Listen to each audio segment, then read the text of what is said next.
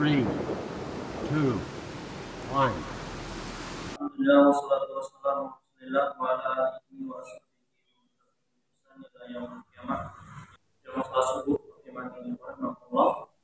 Rasulullah SAW bersabda yang redaksinya dari Allah Subhanahu wa taala yang kita ketahui hadis tersebut adalah hadis qudsi.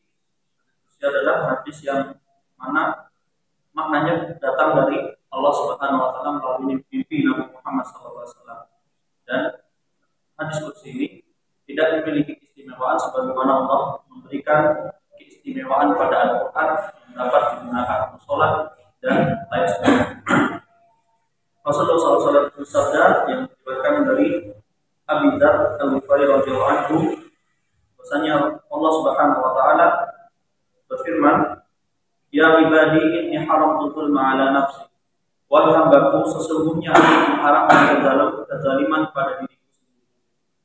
Wa ja'altu bainakum muharraman fala tadzalamu. Dan aku jadikan kezaliman itu haram di antara kalian.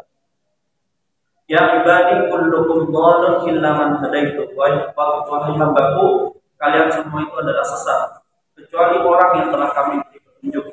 Fastahduni ahdikum. Maka mintalah kalian petunjuk kepadaku, maka aku akan berikan petunjuk.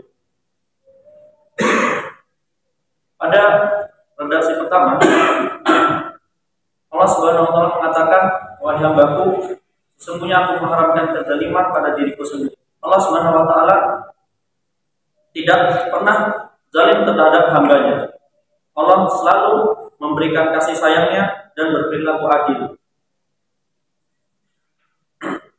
Karena Allah Subhanahu wa taala memiliki juga sifat qudrah, yaitu kemampuan, namun Allah tidak pernah sedikit pun zalim kepada hambanya. Karena ini salah satu bentuk dari kesempurnaan keadilan Allah Subhanahu wa taala. Dan Allah Subhanahu wa taala juga berfirman pada Al-Qur'an surat Al-Mu'minun ayat 31, "Wa ma Allahu yuridu dzulman lil ibad." Dan Allah tidak menghendaki kezaliman terhadap hambanya.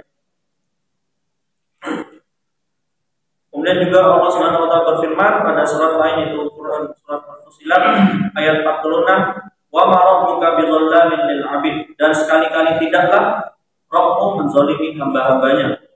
Dan juga pada surat Yunus ayat 44, "Innallaha la yadhlimu an-nasa syai'a." Sesungguhnya Allah tidak menzalimi atau menganiaya manusia sedikit pun.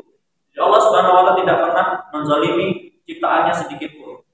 Dan Allah berperilaku adil. Ketika manusia berbuat salah, maka Allah akan hukum sebagaimana Allah telah peringati. Dan ketika dia beramal soleh, maka jangan takut amalan tersebut sia-sia. Maka amalan tersebut akan Allah berikan ganjaran dan tidak akan tertukar pada orang lain. Maka ketika Allah memberikan hukuman pada itu, salah satu bentuk keadilan Allah, kita telah melanggar aturannya, entah yang kita ketahui maupun yang kita sadari kita telah melakukan perbuatan salah pada hari itu juga. Kemudian pada redaksi kedua, Allah Subhanahu wa taala mengatakan pada hadis qudsi yang dikatakan Allah seperti diriwayatkan oleh Nabi Muhammad SAW, "Ya ibadi kullukum dhallun illa man hadaitu." Wahai hambaku, sesungguhnya kalian semua adalah sesat kecuali orang yang telah aku berikan petunjuk. Fastahduni ahdikum. Maka hendaklah kalian meminta petunjuk kepadaku. Karena setiap seseorang ketika baru lahir dari seorang ibunya, maka dia lahir dalam keadaan fitrah. Namun dia belum memiliki ilmu sama sekali. Sebagaimana Allah Subhanahu wa taala berfirman pada surat An-Nahl, "Wallahu akhrajakum min butuni ummahatikum la ta'lamuna syai'a." Dan Allah mengeluarkan kalian dari perut-perut ibu kalian, la ta'lamuna syai'a, dalam keadaan kalian belum mengerti apapun. Maka dari situ kita masih tersisa karena belum memiliki ilmu. Dan juga tergantung siapa yang melahirkan kita atau siapa yang merawat kita, maka disitulah hidayah maupun keimanan tergantung pada kedua orang tua kita. Salah satunya dari hadis Nabi Muhammad SAW yang diriwayatkan oleh Al-Bukhari, kullu mauludin yuladu 'alal fitrati fa abawahu yahudiyyah aw nasraniyah aw majusiyah. Jadi ketika kita lahir, setiap manusia lahir itu di atas fitrah. Namun agamanya itu tergantung bapaknya, entah itu nanti dia menjadi Nasrani maupun Majusi. Namun pada hakikatnya ketika kita lahir kita berada pada agama fitrah yaitu Islam. Namun Allah belum berikan ilmu kepada kita sehingga kita masih dalam keadaan tersesat, kecuali orang-orang yang Allah telah berikan hidayah, yaitu orang-orang yang belajar ilmu agama, maka dia tidak akan pernah tersesat sedikit pun di dunia untuk menuju akhirat Allah Subhanahu wa taala. Jadi dari sini kita selalu meminta hidayah pada Allah, karena meminta hidayah kita telah lakukan setidaknya pada sholat 5 waktu, pada sholat Al-Fatihah. Meskipun kita telah diberikan hidayah oleh Allah Subhanahu wa taala, maka tidak tahu akhir hidup kita seperti apa. Sebagaimana Rasulullah SAW bersabda, "Inna ahadakum la ya'malu bi amalin ahlil jannah hatta ma yakunu bainahu wa bainaha illa dhira' fa yasbiqu 'alaihi kitab fa ya'malu bi amali ahlin nar fa yadkhuluha."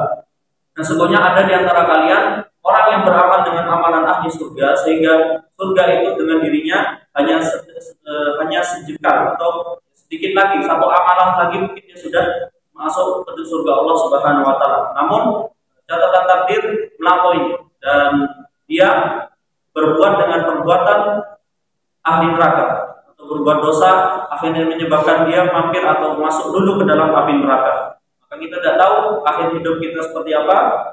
Itu salah satu penting yang kita meminta hidayah dan tidak mengatakan Allah tidak memberikan petunjuk pada kita, karena kita selalu meminta petunjuk di surat Al-Fatihah pada sholat 5 waktunya. Belum lagi kita meminta petunjuk di doa-doa keseharian kita. Maka itu tidak perkataan yang tidak pantas, karena tidak tahu setiap seseorang akan mati dalam keadaan seperti apa. Karena ada juga orang yang berbuat dengan ahli neraka, di akhir hidupnya dia masuk surga karena melakukan amalan penduduk surga.